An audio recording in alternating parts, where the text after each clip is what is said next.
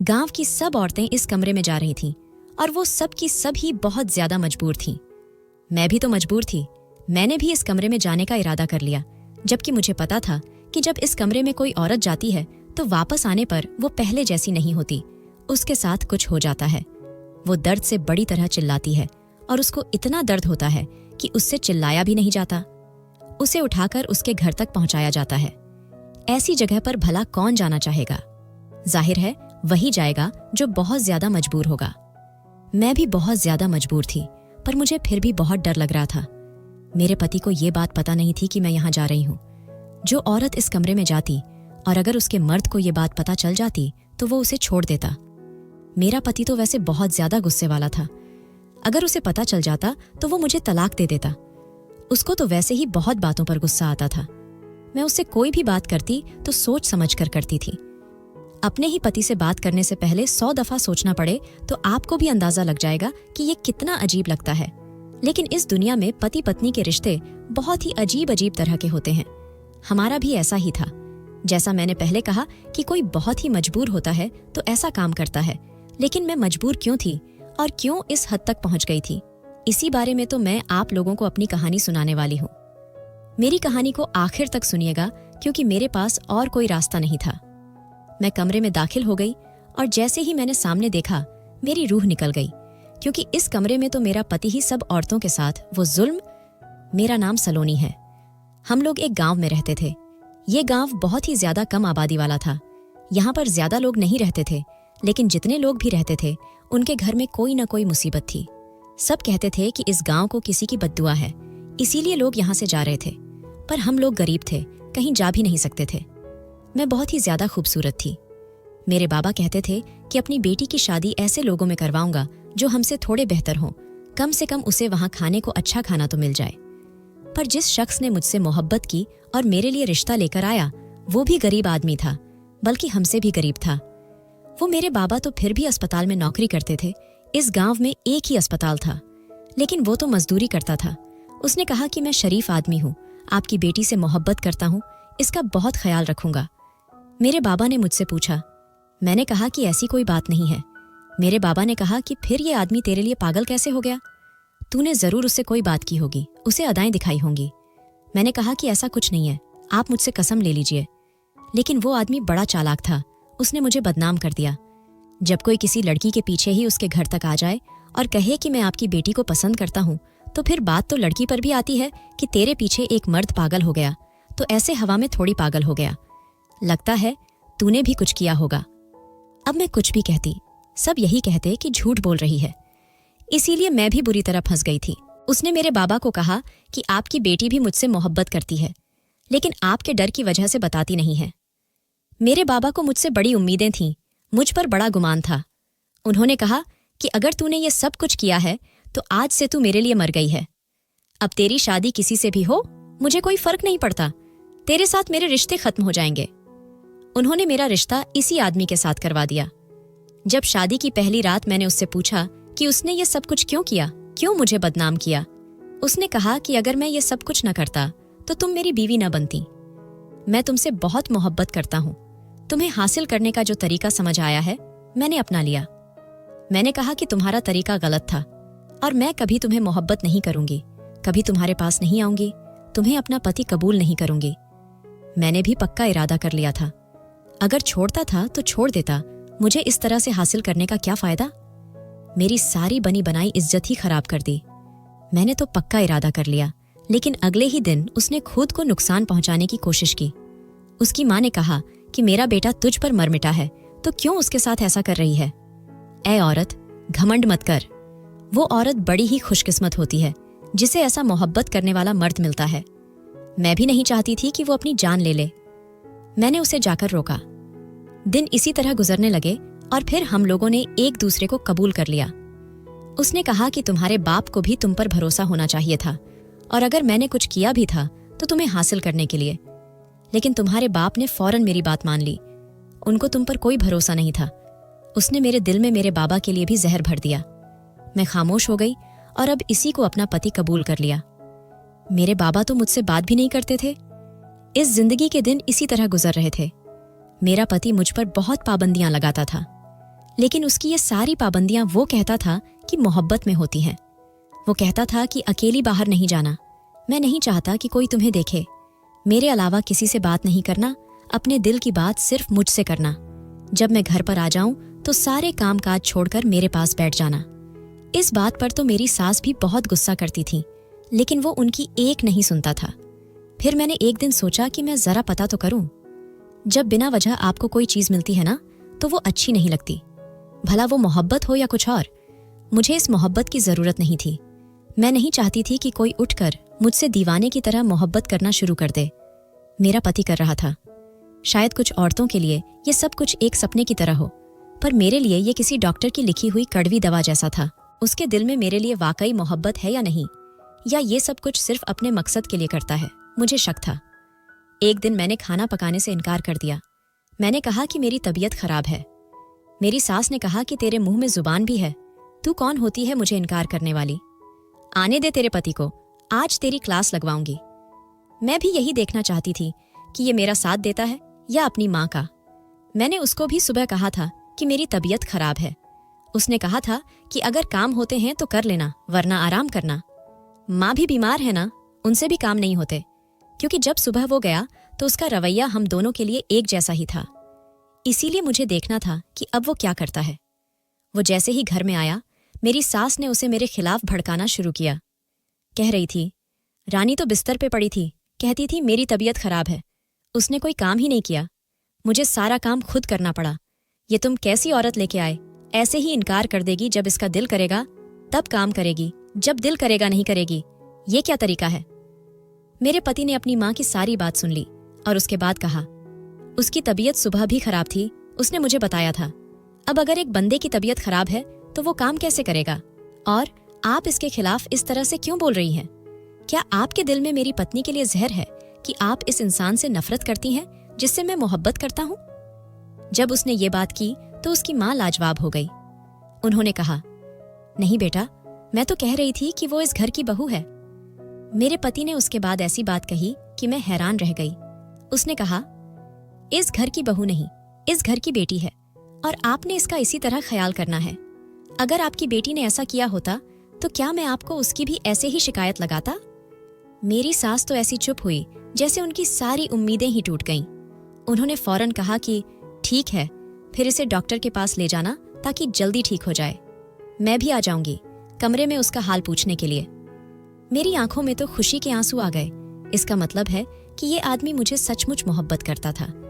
लेकिन मोहब्बत मिल गई, पर हालात ठीक नहीं हो रहे थे। इस घर में बहुत तंगी थी, यहाँ पर खाने को कुछ नहीं मिलता था। मेरा शौहर कमाने वाला था, मेरी सास थी, पति की 2 बहनें थीं। एक की शादी नहीं हुई थी, एक की हो चुकी थी, लेकिन वो आए दिन अपने बच्चों को लेकर यहाँ आती थी, और जो घर में होता वो भी खाकर चली जाती थी। हमारे यहाँ औलाद भी नहीं हो रही थी। मेरी सास ने मुझे एक दफा ताना दिया। उसके बाद मेरे पति ने उनको ऐसी बातें सुनाई जो उन्होंने दोबारा मेरे मुंह पर ताना नहीं दिया, पर मेरे पति के कान भरती रहती थीं कि क्यों तूने इस औरत को हाथ का छाला बना के रखा हुआ है, ये तो तुझे अभी तक औलाद भी नहीं दे पाई। मेरा शौहर खामोश हो जाता था। अगर ज्यादा कुछ बोलती तो उनको जवाब भी देता था और कहता था कि मोहब्बत करता हूं मैं सलोनी से। गांव में मेरी एक दोस्त बन गई थी। उसने मुझे बताया कि आजकल इस गांव में एक बाबा आया हुआ है, वो एक सपेरा है, और पहले वो गांव में सांप का तमाशा दिखाया करता था। फिर उसको एक ऐसा सांप मिला जो बहुत ही ज्यादा अजीब और अनमोल सांप था, जिसके बाद उसके दिन फिर गए। अब जो भी इस सपेरे के पास जाए और उसका काला नाग उसको काट जाए तो उसके दिल की मुराद पूरी हो जाती है। ज्यादातर मामले औरतों के ही आए हैं। अगर कोई बांझ औरत उसके पास जाती है और काले सांप से अपने आप को डसवा लेती है तो उसके यहाँ औलाद हो जाती है। मैं ये बात सुन के हैरान रह गई थी। तो मैं भी इसी गांव की यहाँ पली बढ़ी थी। मेरे अंदर भी उधर की ही दुखियानुसी बातें और हरकतें थीं। मेरी परवरिश भी ऐसी ही हुई थी। अपनी कहानी सुनाते हुए मुझे इन चीजों के बारे में पता चल गया है कि ऐसा नहीं होता, लेकिन उस वक्त मैं भी इस बात को मान गई। मैंने कहा कि हाँ, ये जो सपेरे होते हैं इनके पास बड़ी करामात होती है, और सांप तो वैसे ही बड़ी पुरानी जाति है और सबसे पुरानी भी है। सांप की तो लोग पूजा भी किया करते हैं, ऐसे ही तो नहीं ये सब कुछ होता। कहीं ना कहीं से तो बात शुरू हुई होगी। उसने कहा कि हाँ, लेकिन ये काम बड़ा ही अजीब सा है। लोग इस बारे में बड़े परेशान हैं। वो कहते हैं कि ये सब कुछ ठीक नहीं है, इसलिए वो सपेरा चोरी छुप के आता है और उसने एक खास कमरा बनाया हुआ है जहां पर वो ये काम करता है। औरतें मुंह छुपाकर जाती हैं, वहां चली जाती हैं और सांप से डसवा के आ जाती हैं। मैंने कहा कि क्या इस तरह दर्द नहीं होता? उसने कहा कि बहुत दर्द होता है, लेकिन कुछ पाने के लिए कुछ खोना पड़ता है।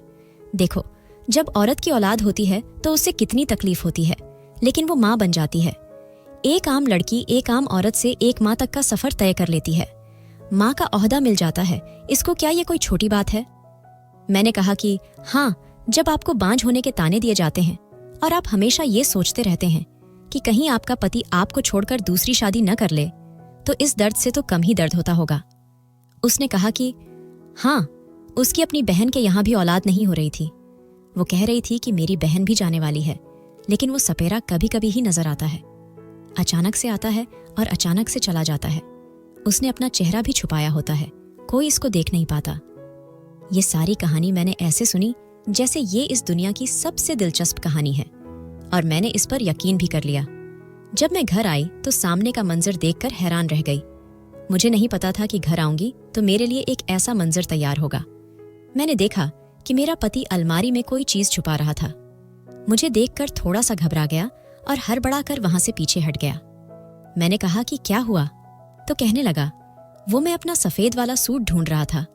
मैंने कहा कि वो तो मैंने इस्त्री करके बाथरूम में डाल दिया है। उसने कहा कि हाँ, बस फिर मैं नहा लेता हूं। वो कपड़े बदलने चला गया। मैंने चाय बना ली, लेकिन चाय बनाने जाने से पहले मैंने अलमारी में देखा कि मेरा पति क्या कर रहा था।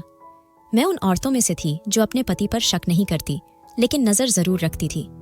मुझे पता करना था कि वो कर क्या रहा था, और जिस जगह पर वो तलाश कर रहा था, जब मैंने उस जगह से कपड़े हटाए तो मेरी ऊपर की सांस ऊपर और नीचे की सांस नीचे रह गई। वहां पर तो पैसे पड़े हुए थे, वो भी काफी सारे। मैंने गिने तो नहीं, पर शायद 40-50 हजार थे। मैंने उनको उसी जगह वापस रख दिया और चाय बनाकर अपने पति के पास बैठ गई। हम जब भी चाय पीने साथ बैठते थे, वो मेरी तारीफें किया करता था, मुझे शायरी सुनाता था, अपनी मोहब्बत का इजहार करता था। वो दिन में और कुछ भी भूल जाए, लेकिन इससे ये सब कुछ याद रहता था। सुबह मुझे प्यार से जगाता, मेरे हुस्न की तारीफ करता। घर से जाते हुए मुझसे ऐसे मिलता जैसे दुबई के सफर पर जा रहा हो, और जब वापस आता तब भी ऐसे ही मिलता था जैसे 8-9 साल के बाद वापस आया है। फिर मुझसे पूछता कि तुम्हें कोई चीज चाहिए, मैं तुम्हारे लिए ले आऊंगा, जबकि उसके पास ज्यादा पैसे नहीं होते थे। इसीलिए मैं कह देती थी कि मुझे कुछ नहीं चाहिए। जब हम चाय पी रहे होते थे तो वो मेरी आंखों में देख रहा होता था, देखता ही रह जाता था, और फिर ऐसी अच्छी अच्छी बातें करता था कि जैसी हर औरत सुनना चाहती है। यानी सच तो यह है कि अगर पेट खाली हो तो फिर ऐसी बातें भी प्यारी नहीं लगती हैं। मुझे इस बात का तो यकीन था कि ये आदमी मुझ पर मर मिटने वाला है। ये मुझसे बहुत मोहब्बत करता है और मेरी मोहब्बत के लिए कुछ भी करने को तैयार हो जाएगा। आज उसने कहा कि मुझे एहसास है कि इस घर में बहुत तंगी है। तुमने 6 महीने यहाँ किस तरह गुजारे हैं मैं जानता हूँ, लेकिन सारी जिंदगी ऐसे नहीं गुजरेगी। मैं तुमसे वादा करता हूँ कि सब कुछ ठीक हो जाएगा। मैं बहुत मेहनत कर रहा हूँ। मैं तुम्हारे लिए बड़ा सा घर बनाऊंगा, गाड़ी भी और सोने के जेवर भी। मैंने कहा कि मुझे घर, गाड़ी और सोने के जेवर नहीं चाहिए, बस ऐसी जिंदगी चाहिए जिसमें सब कुछ ठीक हो। कम से कम इंसान को कोई मुश्किल न हो, जो खाने का दिल करे वो मिल जाए, भगवान औलाद दे दे, और बस एक छोटा सा घर हो जो अपना हो। उसने कहा कि इतने छोटे छोटे ख्वाब मत देखो, तुम अपने पति को जानती नहीं हो, तुम्हारा पति तुम्हारे बड़े बड़े ख्वाब भी पूरे कर सकता है। मैं इस बात पर हैरान हुई क्योंकि मेरे दिमाग में पैसों वाली बात थी। मुझे लगा कि वो खुद मुझे यह बात बताएगा, लेकिन उसने नहीं बताई। वो मुझसे यह बात छुपा रहा था, फिर भी पैसे से वो मेरे लिए ही चीजें लेकर आ रहा था। जब मैं पूछती कि पैसे कहाँ से आए तो कहता कि एक दोस्त से उधार लिया है, लेकिन मैं अच्छी तरह जानती थी कि उसका कोई भी दोस्त उसको इतना ज्यादा उधार नहीं दे सकता था। वो भी महीने के आखिर में कोई ना कोई गड़बड़ जरूर थी, पर उन पैसों से उसने मुझे ही खुश किया। घर में राशन डाला, मेरे लिए चीजें लेकर आने लगा।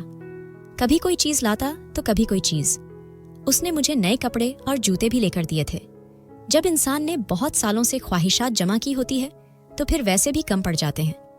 मेरे पति के पास जो पैसे थे वो खत्म हो गए, लेकिन हमारे 10-20 दिन अच्छे गुजर गए। इन 10-20 दिनों में मुझे यह भी पता चला कि वो सपेरा फिर इस गांव में आया था और जो औरतें बांझ थीं उन्होंने उसे अपने घर में बुलाया था। दोपहर के समय उनके शौहर घर पर नहीं होते थे और उन्होंने अपना काम करवा लिया। मेरा पति आजकल पहले से ज्यादा मसरूफ रहने लगा था। उसे कभी कभी मजदूरी नहीं मिलती थी तो वो घर आ जाता था, लेकिन आजकल वो रोज ही मसरूफ होता था। मैंने कहा कि आजकल आपको रोज मजदूरी मिल जाती है, तो उसने कहा कि हाँ, मुझे रोज दिहाड़ी का काम मिल जाता है। मैंने कहा कि यह कैसे हो गया, तो उसने कहा कि कुछ मजदूरों ने काम छोड़ दिया है तो उनकी जगह पर मैं काम करने चला जाता हूँ। मैंने कहा कि फिर यूं तो आपको बहुत ज्यादा मेहनत करनी पड़ेगी। उसने कहा कि बिना मेहनत तो पैसे नहीं मिलते, लेकिन अगर मेरा पति वाकई इतनी मेहनत भी कर रहा होता तब भी उसको इतने पैसे नहीं मिलने थे। यह पैसे तो उसकी मेहनत से भी ज्यादा थे। वो जब भी काम ज्यादा होता था उसके कपड़े गंदे ही होते थे, बालों में भी मिट्टी लगी होती थी। लेकिन आज जब मैंने देखा तो मैं हैरान रह गई। उसकी आंखों के पास काजल लगा हुआ था। मैं औरत थी, मुझे पता था कि क्या चीज काजल है और क्या चीज नहीं है। मैंने सारी जिंदगी काजल लगाया था। यह काजल उसकी आंखों के इर्द गिर्द लगा हुआ था। ऐसा नहीं था कि उसके चेहरे पर लगा होता या उसकी पहननी पर, क्योंकि अगर ऐसा होता तो भी मामला बहुत गड़बड़ होता कि अब वो किसी औरत के करीब गया था जो उसका काजल उसके चेहरे पर लगा गई। मैंने कहा कि तुमने काजल लगाया है। उसने कहा से नहीं, मैं क्यों काजल लगाऊंगा, मैं कोई और हूं। मेरा पति घबरा गया और अजीब सी बातें करने लगा। मैंने कहा कि फिर यह क्या है। उसने कहा कि यह वो आज मैं जिस जगह काम करने गया था वहां पर कुछ कोयले वगैरह पड़े थे, लगता है वो उड़ उड़ के मेरी आंखों में लग गए। मैंने कहा कि बड़ी ही अजीब सी बात कर रहे हो, बड़े सलीके से लग गए, तुम्हारी आंखों में जैसे किसी ने खुद लगाए हो। उसने कहा कि छोड़ो ना, तुम क्या बाल की खाल निकाल रही हो, आज मैं तुम्हें खरीदारी करने ले जाऊंगा। मैंने कहा कि पर मुझे तो कुछ भी नहीं लेना। उसने कहा कि ले लो, जब पति के पास पैसे हों तो फिर बीवी को खरीदारी कर लेनी चाहिए। मैंने कहा कि घर के बहुत सारे काम हैं, बहुत सी चीजें हैं जो मरम्मत होने वाली हैं, आप मुझे कुछ ना लेके दें, घर को ठीक करवा दें। उसने कहा कि वो भी हो जाएगा। मेरे पति के पास बहुत पैसे आ गए थे, लेकिन हमारे यहाँ औलाद तो नहीं हो रही थी। एक दिन मेरी सास ने मेरे पति से कहा कि मेरे सिर की कसम खा और मुझसे वादा कर कि तू दूसरी शादी करेगा। अगर तेरी औलाद नहीं हो रही तो तुझे दूसरी शादी कर लेनी चाहिए। मेरा पति परेशान हो गया। मेरी सास ने उससे अपने सिर पर हाथ रखवा लिया और बुरी तरह रो रही थी। उसको इमोशनल ब्लैकमेल कर रही थी। ऐसे में मर्द क्या कर सकता है, क्योंकि वो तो उसकी माँ ही थी ना। मेरा पति भी दुखी हो गया। उसने कहा कि माँ, सब कुछ ठीक हो जाएगा। उसने कहा कि मैं हूं ना, सब ठीक हो जाएगा। और मेरी सास का कहना था कि कुछ ठीक नहीं होगा, तभी ठीक होगा जब तू दूसरी शादी करेगा उस औरत से, तुझे औलाद नहीं होने वाली। और ये बात भी अपनी जगह बिल्कुल सच थी कि परेशानी मेरे अंदर था, मेरे पति के अंदर नहीं था। बल्कि जब हम डॉक्टर के पास गए थे तो डॉक्टर ने कहा था कि मेरा पति बिल्कुल ठीक है, बल्कि वो आम मर्दों से ज्यादा बेहतर है, क्योंकि वो मेहनत मजदूरी का काम करता है, उसका जिस्म बिल्कुल फिट है, उसके अंदर कोई कमी नहीं है, उसकी वर्जिश हो जाती है, इसीलिए वो बिल्कुल ठीक ठाक है। लेकिन परेशानी मेरे अंदर ही था। ये बात मेरी सास को न जाने कैसे पता चल गई थी। शायद उन्होंने अंदाजा लगा लिया था, इसीलिए वैसे कह रही थी। मेरे पति ने उनको कसम नहीं दी, वादा नहीं किया। वो वापस कमरे में आ गया, पर बड़ा परेशान था। मैंने सोच लिया कि मैं भी इस सपेरे के पास जाऊंगी। फिलहाल मुझे मेरे सामने वही रास्ता नजर आ रहा था। अगर मुझे सांप काटने का दर्द होता है तो हो जाए, कम से कम जिंदगी में सब कुछ ठीक तो हो जाएगा। मेरे पति का काम आहिस्ता आहिस्ता अच्छा हो रहा था। घर में चीजें आ रही थीं। अब घर में खुशी भी आनी चाहिए थी, या फिर घर में ये खुशी न होती तो फिर हमें और किसी खुशी से भी कोई फर्क न पड़ता, क्योंकि ऐसा ही होता है। अगर आपके पास दुनिया की हर चीज हो पर औलाद न हो तो आपको दुनिया की कोई चीज अच्छी नहीं लगती। अगर आप जिंदगी का सुख लेना चाहते हैं, अच्छे तरीके से लेना चाहते हैं, तो आपकी जिंदगी में सारी चीजों का कुछ न कुछ हिस्सा होना चाहिए। इंसान थोड़ा खाना खा ले तो चल जाता है, लेकिन औलाद के बिना भी क्या जिंदगी है। और मुझे तो खुद बच्चों का बहुत ज्यादा शौक था। आज ही मुझे ये भी पता चला था कि जिस औरत ने सबसे पहले उस सपेरे से इलाज करवाया था, उसके यहाँ औलाद होने वाली थी, वो हामिल थी। उसके बाद तो सबका एतबार और भी बढ़ गया था। मैंने अपनी दोस्त से कहा कि मुझे भी सपेरे से मिलना है, लेकिन मैं उसे अपने घर नहीं बुला सकती, क्योंकि मेरे घर में तो मेरी सास होती है। उसने कहा कि तुम फिक्र नहीं करो, उसका काम अब इतना ज्यादा बढ़ गया है कि उसने यहाँ पर एक छोटा सा कमरा बना लिया है, वो वहीं पर मौजूद होता है। औरतें भी इस पास जाती हैं, मुंह छुपाते हुए अंदर चली जाती हैं और काम करके बाहर आ जाती हैं। तुम भी चली जाना। मैंने कहा कि हाँ, ऐसा है तो फिर ठीक है कि मेरी सास तो हर बात पर नजर रखती है। मैं इसे कभी भी घर नहीं बुला पाती। लेकिन ये अच्छा है कि उसने अपना अस्ताना टाइप बना लिया। चलो ठीक है, मैं भी चली जाऊंगी। मैंने इरादा कर लिया था। मैंने सोचा कि अपने पति को बता दूं, लेकिन वो इस बात से वैसे ही बहुत चिढ़ता था। वो तो कहता था कि मेरे अलावा कोई तुम्हें देखे भी नहीं, तो फिर ये कैसे गवारा करता कि मैं किसी गैर मर्द के पास जा रही थी और उससे एक इलाज करवाने वाली थी। तो ये इलाज ही है, और कहते हैं कि तबीब और मरीज का भला क्या पड़ता होता है। मैंने तो सिर्फ सांप भी कटवाना था और तो कुछ नहीं करना था। पर अपने पति को अगर ये सब कुछ बताती, वो जरूर परेशान हो जाता। इसीलिए मैंने उसे कुछ भी नहीं बताया और मैं इस सपेरे के छोटे से कमरे में चली गई। जाने से पहले बड़ी परेशान थी। जब अंदर दाखिल हुई तो सामने का मंजर देखकर हैरान रह गई, क्योंकि जो अंदर बैठा था वो कोई और नहीं बल्कि मेरा ही पति था। औरत अपने पति को पहचान लेती है, चाहे वो दुनिया का कोई भी रूप बना ले। उसने एक सपेरे का रूप बना रखा था। मुझसे पहले वहां एक औरत बैठी थी। वो वहां से चली गई तो मैंने उसे कहा कि ये सब कुछ क्या है, क्या कर रही हो तुम यहां पर? उसने कहा कि तुम यहां पर क्या कर रही हो? इसका मतलब तुम किसी गैर आदमी से मिलने के लिए आई हो। मैंने कहा कि पर तुम गैर आदमी तो नहीं हो, तुम तो मेरे पति हो। तुम यहां पर क्या कर रहे हो? तुम तो मेहनत मजदूरी करने जाते थे, ये सब कुछ क्या है? उसने कहा कि मैं वही कर रहा हूं जिससे हमारे घर में पैसे आ रहे हैं। मैं उन औरतों का इलाज कर रहा हूं और इसके बदले में हमें इतने सारे पैसे मिल रहे हैं। मैंने कहा कि कैसे इलाज कर रहे हो? तो उसने मुझे ऐसी बात बताई कि मैं हैरान रह गई। मैंने रोना शुरू कर दिया और कहा कि तुम्हें इस बात का गुस्सा है कि मैं किसी गैर मर्द से इलाज करवाने आ रही थी। तुम भी तो औरतों के साथ यही कर रहे हो। तो मैं नहीं जानती कि ये सब कुछ गलत है। उसने कहा कि देखो, इन औरतों को तलाक हो जाएगी, इनके घर बर्बाद हो जाएंगे। इससे तो बेहतर है कि इनके साथ यही सब कुछ हो, कम से कम इनका रिश्ता तो बच जाएगा। मैंने कहा कि कैसी अजीब बात की है तुमने कि एक जख्म को ठीक करने के लिए उसके साथ एक और जख्म लगा दिया जाए।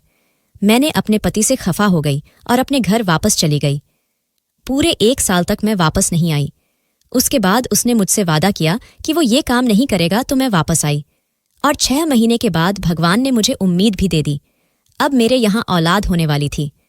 मेरा पति भी गलती कर रहा था और वही गलती उसके घर तक पहुंच गई थी, लेकिन फिर उसने तौबा कर ली।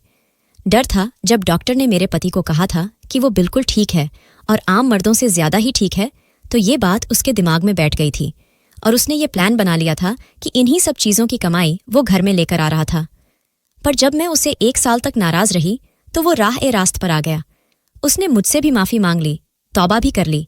वो वही रूप बदलकर सपेरा बना जाता था। तभी तो उस दिन उसकी आंखों पर काजल लगा हुआ था। अगर इंसान अपनी थोड़ी सी अक्ल इस्तेमाल करे तो वो किसी भी बात की गहराई तक पहुंच सकता है। मैं घर वापस आई तो सोचा कि मेरी जिंदगी का एक नया मोड़ आएगा। मेरे पति की गलतियों को माफ करने का सोच रही थी, पर दिल में कुछ नफरत और गम भी था। उनका ये सब कुछ करना मुझे बुरा लगा, लेकिन मुझे भी समझ आया कि कभी कभी इंसान अपने दुख दर्द भुलाने के लिए अजीब तरीके अपना लेता है। जब मैंने देखा कि अब वो वाकई में बदल गया है, तो मुझे उम्मीद थी कि मेरी जिंदगी में खुशियां वापस आएंगी। मुझे एक औलाद का इंतजार था जो मेरी जिंदगी में सब कुछ बदल देगी। मेरा मन था कि मैं सब कुछ भूलकर सिर्फ अपने घर और अपने पति पर ध्यान दूं। पति ने मेरे लिए कुछ खास तैयार किया था। छोटी छोटी चीजें, जैसे मेरा पसंदीदा खाना बनाना और हर वक्त मेरी खुशी का ख्याल रखना। यह सब देखकर मुझे एहसास हुआ कि शायद वह वाकई में समझ गया है कि उसकी गलतियां क्या थीं। एक दिन जब मैं कुछ खाना बना रही थी तो मेरी सास आई। उन्होंने मुझे देखा और मुस्कुराते हुए कहा, बेटा, तुम आज कैसे हो? लगता है कि घर में फिर से खुशियां आ गई हैं। मैं थोड़ा समझ नहीं पाई, लेकिन उनकी मुस्कान ने मेरा दिल खुश कर दिया। मैंने सोचा, शायद उन्हें भी मेरे और मेरे पति के बीच की हालत का पता चल गया है। उस दिन रात को जब हम दोनों अकेले बैठे थे, मैंने अपने पति से कहा, तुमने मुझे जो दर्द दिया वो भूलना आसान नहीं है, लेकिन मैं चाहती हूं कि हम फिर से एक नई शुरुआत करें। उन्होंने मेरी बात सुनकर गमगीन चेहरे से मुस्कुराहट की। मैं अब किसी भी औरत से नहीं मिलने वाला, उन्होंने कहा। मुझे तुम्हारे साथ रहना है, सिर्फ तुम्हारे लिए मैंने यह सब कुछ किया था। मुझे उनकी बातें सुनकर थोड़ी तसल्ली मिली। उन्होंने मेरी आंखों में देखा और कहा, तुम्हारा दुख समझ रहा हूं और तुम्हारे लिए सब कुछ करने को तैयार हूं। मैंने सोचा, शायद यह सब कुछ मेरे लिए बदलने का वक्त है। लेकिन एक दिन मुझे पता चला कि कुछ औरतों ने मेरे पति के बारे में कुछ और सुना था। उन्होंने मेरे साथ आकर मुझे यह कहना शुरू किया कि वह फिर से वही सब कर रहे हैं। मैं हैरान रह गई। मैंने अपने पति से यह बात कही तो उन्होंने कहा, यह सब सिर्फ अफसाने हैं, तुम्हें इनका भरोसा नहीं करना चाहिए। मेरा दिल टूटा, लेकिन मैंने खुद को संभाला। मुझे यह समझ आया कि अगर मुझे अपने घर की खुशियां चाहिए तो मुझे अपने पति पर भरोसा करना होगा। मैंने सोचा कि हर कोई इंसान गलती करता है और अगर उन्होंने माफी मांगी है तो मुझे उन्हें एक और मौका देना चाहिए। मैंने अपने घर को फिर से खुशियों से भरने का फैसला किया। मैंने सोचा कि खुद को और अपने पति को माफ करने का वक्त है। इस बार मैं हिम्मत से काम लूंगी और हम दोनों मिलकर एक नए सफर की शुरुआत करेंगे। मैंने सोचा कि अब वक्त आ गया है कि मैं अपने घर को खुशियों से भरूं। अपने पति को माफ करके मैंने उन्हें यह समझाने का फैसला किया कि हमें दोनों को अपने रिश्ते को मजबूत बनाना है। मैंने उन्हें अपने दिल की बातें समझाईं और कहा, हमें एक दूसरे पर भरोसा करना होगा। हाँ, गलतियां सबसे होती हैं, लेकिन उनसे सीखना भी चाहिए। उन्होंने मेरी बातें सुनकर सिर्फ सिर हिलाया। उनका चेहरा थोड़ा उदास था, पर मुझे समझ आया कि वह भी समझते हैं कि उन्होंने क्या किया है। उस दिन से हम दोनों ने मिलकर नए इरादे से जीना शुरू किया। हमने मिलकर नए सपने देखे और खुशियों के लिए मेहनत की। मुझे एक नया जिंदगी का जुनून मिला और मेरी उम्मीद भी बढ़ गई। मेरे पति की मेहनत भी रंग लाने लगी थी। जिस तरह उन्होंने मुझे अपने दिल की बातें समझाई थीं, मैं भी उनसे खुश रहने का इरादा रखती थी। उनकी गलतियां समझने के बाद मैंने देखा कि कैसे इंसान अपने रिश्ते को बेहतर कर सकता है। थोड़े ही दिन बाद मुझे पता चला कि मैं प्रेग्नेंट हूं। यह खबर सुनकर मेरे पति की खुशी का कोई ठिकाना नहीं रहा। उन्होंने मुझे गले लगाकर कहा, तुम मेरी जिंदगी का सबसे बड़ा तोहफा हो। इस बार हमारी जिंदगी बदल जाएगी। यह सुनकर मेरे दिल को सुकून मिला। मैंने सोचा कि इस नई जिंदगी की शुरुआत हम दोनों के लिए नई खुशियों की लहर लाएगी। जैसे जैसे दिन गुजर रहे थे, हम दोनों की बॉन्डिंग और भी मजबूत होती गई। मेरे पति ने काम पर ज्यादा ध्यान देना शुरू कर दिया और खुद को साबित करने की कोशिश की। उन्होंने मुझे यह भी बताया कि उन्होंने किसी औरत से मिलने का सोचना भी बंद कर दिया है। आखिरकार जब मेरी औलाद हुई तो मेरे घर की खुशियां वापस आ गईं। मेरे पति भी खुश थे और मेरी सास ने भी हमें खुश रखने का बहुत कोशिश की। यह सब देखकर मुझे महसूस हुआ कि जिंदगी ने कितने अच्छे पल दिए हैं और हर मुश्किल के बाद सुख भरी रात आती है। मुझे यह समझ आया कि हर रिश्ते में समस्याएं होती हैं, लेकिन अगर प्यार और समझ हो तो सब कुछ सही हो सकता है। मैंने अपने पति के साथ मिलकर एक नई कहानी लिखी, जिसमें हमने एक दूसरे को समझा, माफ किया और एक नया सफर शुरू किया। हमने मिलकर अपनी खुशियों की नई कहानी लिखी, जिसमें हमने एक दूसरे की गलतियां माफ की और एक दूसरे का हाथ थामकर एक साथ चलने का वादा किया। आखिर में जिंदगी का सच यह है कि खुशियां सिर्फ औलाद से नहीं, बल्कि एक दूसरे की कंपनी से भी मिलती हैं। इस तरह मेरी जिंदगी में प्यार और समर्पण से भरी एक नई कहानी शुरू हुई, जो हमेशा के लिए खुशियों से भरी रहेगी। दोस्तों, वीडियो कैसा लगा? कमेंट करके जरूर बताएं। वीडियो को लाइक और चैनल को सब्सक्राइब जरूर करें।